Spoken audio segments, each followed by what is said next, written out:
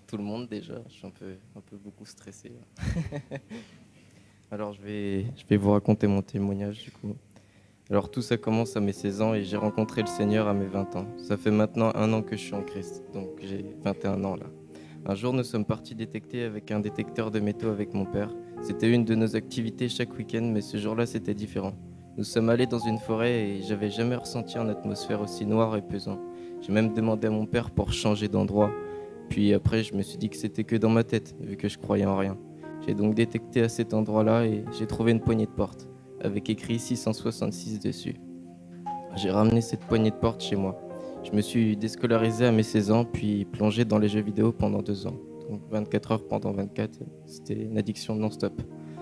Mais un jour, je me suis réveillé et je faisais que tomber dans les pommes et impossibilité de manger. Donc j'étais à l'hôpital pendant 4 jours. Ensuite, je suis sorti, mais je me suis retrouvé déréalisé.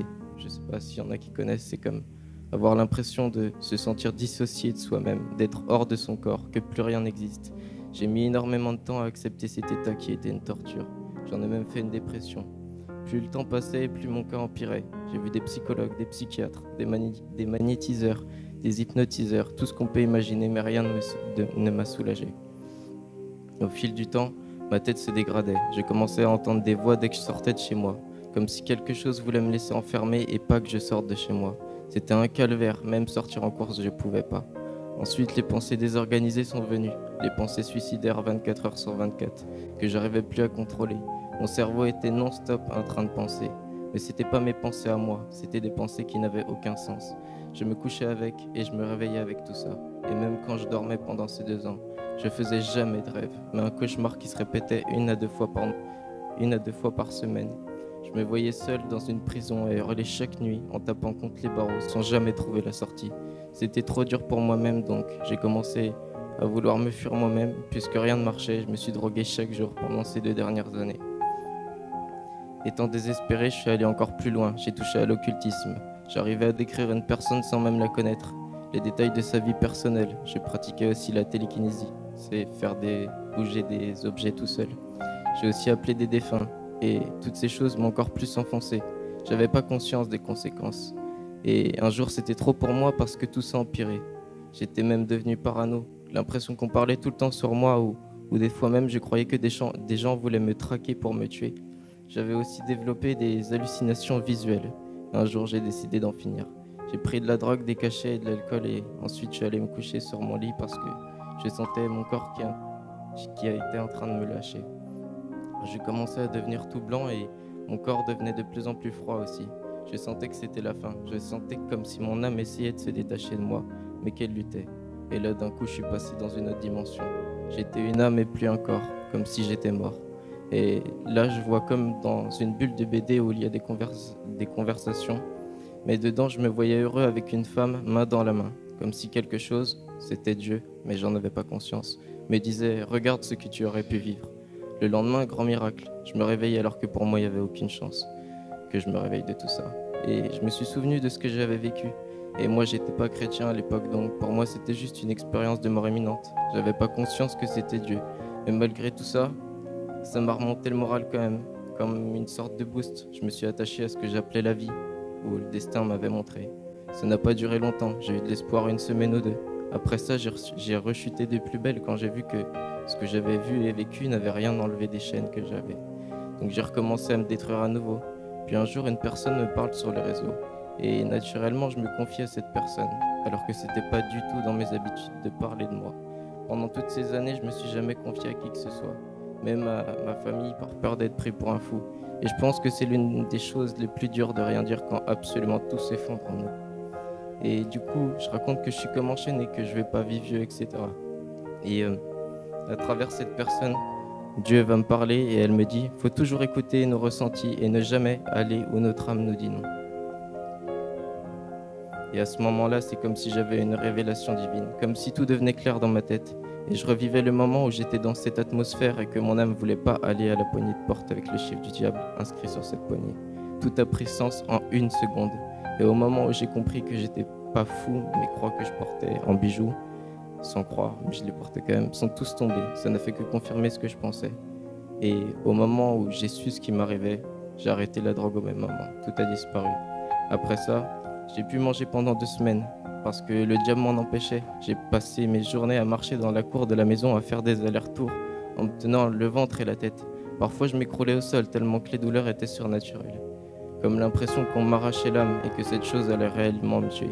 À ce moment-là, je pensais que j'allais m'en sortir, mais je pensais pas que j'allais m'en sortir, mais je me souviens d'avoir parlé à Dieu et j'ai dit, même si ça me tue, je veux te suivre jusqu'à mon dernier souffle. C'était horrible à vivre. J'ai directement cherché des prêtres exorcistes. J'ai envoyé des messages partout, même à des imams.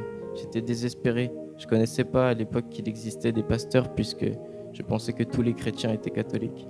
Un prêtre me répond au bout d'une semaine environ. Il vient chez moi et directement il croit en rien de ce que je lui dis. Il dit que c'est dans ma tête. Là c'est le coup de massue parce que tout ce que je subissais ça pouvait pas être dans ma tête. C'était surnaturel. À bout de force, à force de ne pas manger, ma sœur Pauline envoie des messages un peu partout. Et là un prêtre exorciste répond. Il comprend mon problème et il fait une prière de délivrance sur moi. Et après ça, c'était impossible de me rapprocher d'un objet religieux comme une croix ou une Bible. Ça me brûlait là, mais ça me mettait hors de moi. Enfin, pas le vrai moi du coup. Puis, le soir, quand je suis rentré, je me suis assis sur mon lit. Et là, d'un seul coup, une atmosphère horrible a rempli toute ma chambre. Et là, le diable s'est présenté à moi. Il m'a fait sentir sous mon nez comme une odeur de bonheur, comme si je respirais le bonheur. Et j'avais jamais été aussi heureux de ma vie pendant quelques secondes. Et d'un seul coup, ce bonheur m'a été enlevé. Et le diable m'a parlé personnellement et il m'a dit « Si tu veux ça, prends la croix à côté de toi et brise-la en deux. Puis ensuite, prends le ciseau là-bas et plante-toi-le dans le bas du ventre. » À ce moment-là, j'ai commencé à prendre la croix et à forcer dessus pour la casser. Et d'un coup, j'ai eu une prise de conscience. J'ai tout posé et prié. Parce que je me suis souvenu pendant ces 4 ans tout ce qu'il m'a fait subir. Et j'avoue que j'étais bien rancunier envers lui. Donc ce soir-là, mon choix définitif était fait. C'était Dieu et pas le méchant. Après ça, je voyais le prêtre très souvent. Une fois par semaine, voire plusieurs. Le combat a été horrible. J'épargne toutes les autres attaques qui sont pas utiles, mais il y en a eu plein d'autres. Et au fil du temps, les voix ont commencé à partir. J'entendais plus de voix, mon cerveau commençait à devenir normal, bien que je ne sois pas libéré complètement. Mais je sentais que Dieu commençait à me toucher. Et à cet instant, je me rends compte que je commençais à être libéré, mais à la fois j'avais trop peur. Pour imaginer, c'est comme si j'étais au bord d'une falaise et devant moi, il y avait le vide. Et si je regarde derrière, c'était les menottes de mon passé. Et là, je me dis, je fais quoi ? Donc j'ai prié et j'ai demandé à Dieu qu'il m'apporte quelqu'un qui puisse m'aider parce que je commençais à trop faiblir. Et quelques jours plus tard, j'étais au plus bas. Je commence à parler à Tatiana, miraculeusement. Et là, d'un coup, ça a été le coup de foudre immédiat. On a eu des rêves en commun par Dieu et plein d'autres choses. Elle était protestante et moi catholique, parce que c'était que ce que je connaissais de la foi. Et au fur et à mesure que je lis la Bible, j'ai compris qu'il y avait des choses en contradiction. Mon cœur et mon âme travaillaient, et j'ai fini par me dire en très peu de temps que j'étais protestant. Ensuite, c'était toujours compliqué, parce qu'il y avait beaucoup d'attaques spirituelles. J'étais pas entièrement libéré, je sentais que Dieu voulait m'amener ailleurs que le prêtre, puisqu'au final, j'avançais pas vraiment, je stagnais avec toutes ces attaques. Et un jour, un chrétien, une connaissance à moi, m'a fait contacter un pasteur.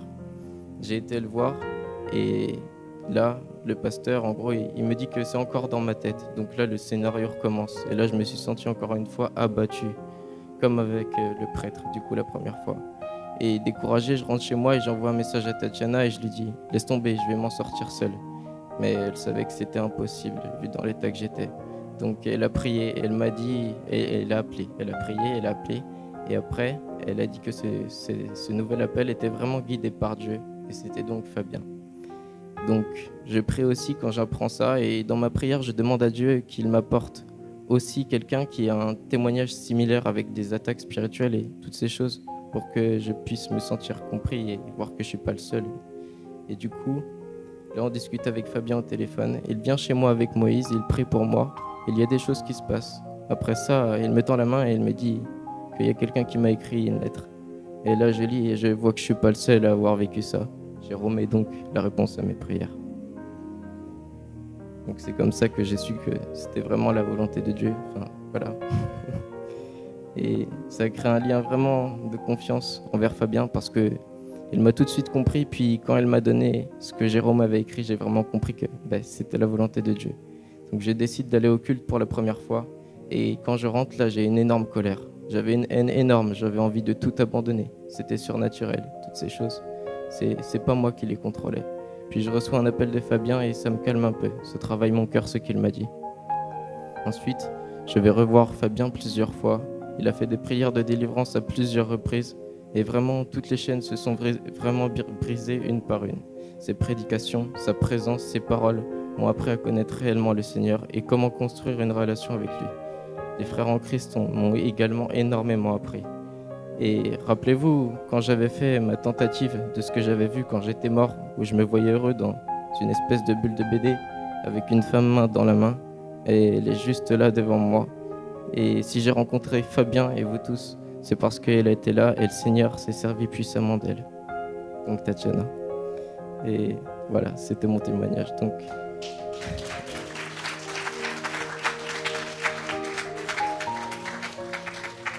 je voulais vraiment remercier toute l'Église parce que vous m'avez tellement apporté, même les gens que je connais pas, je sais qu'ils ont prié pour moi et vraiment merci du plus profond de mon cœur. Je suis vraiment ému, je sais pas comment dire, mais merci Fabien et tous les frères et sœurs. Cette Église est vraiment bénie. Merci beaucoup.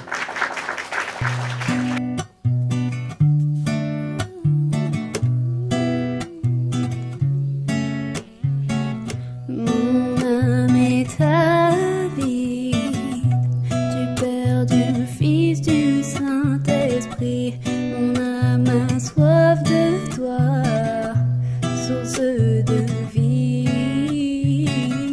Remplis, remplis le vase que je suis. Descends sur moi comme la pluie. Esprit, esprit de Dieu, viens dans ma vie. Viens établir ta volonté.